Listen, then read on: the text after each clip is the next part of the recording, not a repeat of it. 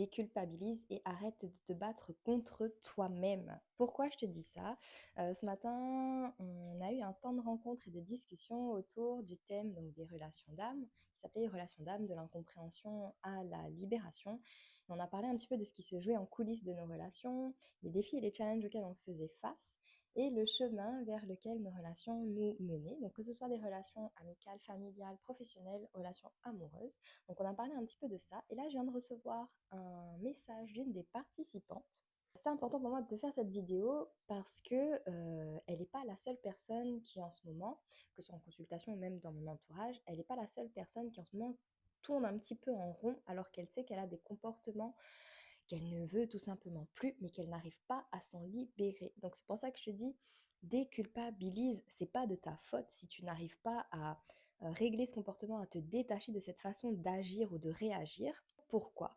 Parce qu'en fait, tu es en train de te battre contre toi-même, tu es en train de te battre contre ton inconscient. C'est quoi cet inconscient? Très rapidement, je ferai probablement d'autres vidéos là-dessus, mais très rapidement, cet inconscient-là, c'est un peu toute notre base de données qui enregistre les informations telles qu'on les vit à l'instant T. Et donc quand tu vis un événement, ça s'enregistre et ça marque un petit plot là, pour imager, dans ton cerveau, entre guillemets.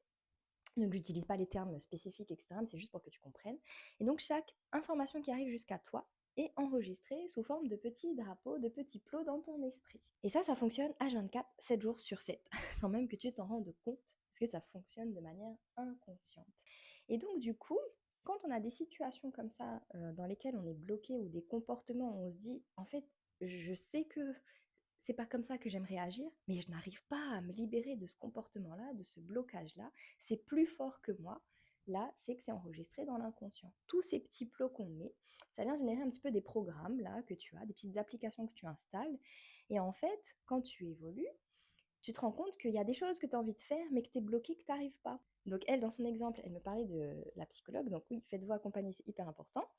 Et donc ce qui, la petite chose en fait un petit peu contre laquelle je combats un peu en ce moment, c'est de se dire: «Arrête de vouloir analyser tout le pourquoi du comment, de vouloir remonter, de conscientiser ce qui se rejoue, qu'est-ce qui déclenche ce qui se rejoue». Parce que des fois on est totalement conscient en fait de ça, mais c'est juste qu'on n'arrive pas à réagir autrement.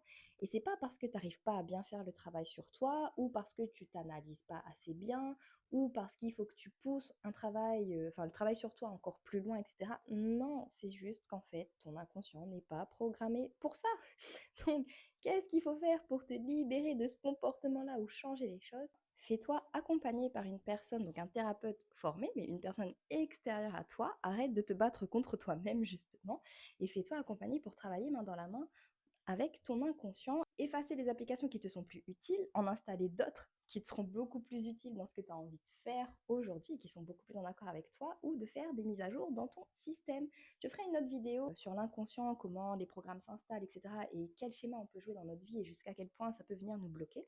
Mais déjà, rien que là, dis-moi, est-ce qu'aujourd'hui, tu as tendance à te battre contre toi-même et à vouloir trouver des solutions par toi-même et à rentrer dans ce cercle de «il faut que je travaille sur moi» ou «que je travaille pas assez sur moi, il faut que je continue à le faire»?